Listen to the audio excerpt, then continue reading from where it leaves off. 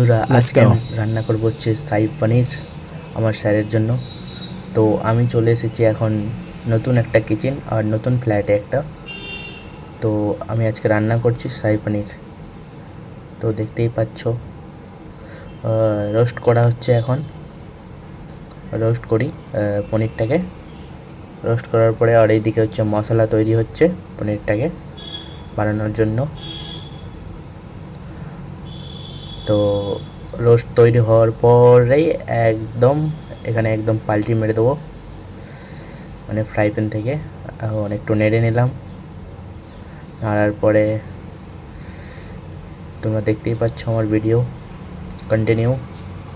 আর এই যে মশলা, এটা এখন রুটি বানানো হচ্ছে। রুটি বানানো হচ্ছে আমার স্যারের জন্য। তো রুটি বানাচ্ছি।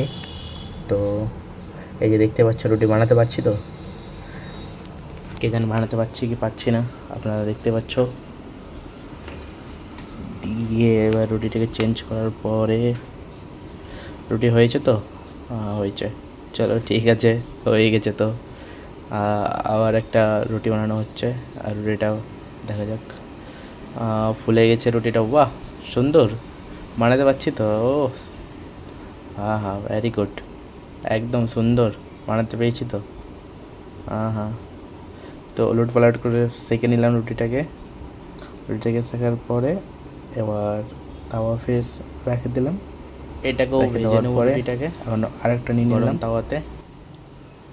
আর এই দেখো আমার রুটি কেমন হয়েছে দেখে বলো তোমরা, কেমন হয়েছে রুটি বানাতে পেরেছি তো। রুটি দেখতেই পাচ্ছ, দেখাচ্ছি আমি কেমন হয়েছে। আর আমার রুটি বানানো কমপ্লিট। এখন হচ্ছে খাবার লাগাই দেবো স্যারকে। তো প্লেটটাকে সাফ করে রুটি রেখে তরকারি নিয়ে সবজি নিয়ে দেখতেই পাচ্ছ সবজির কালারটা মোটামুটি এরকম এসেছে।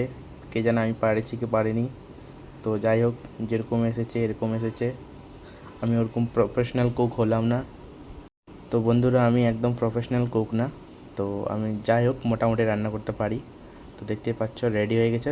তো এখন দিয়ে আসবো, আপনাদের সাথে নেক্সট ভিডিওতে দেখা হবে।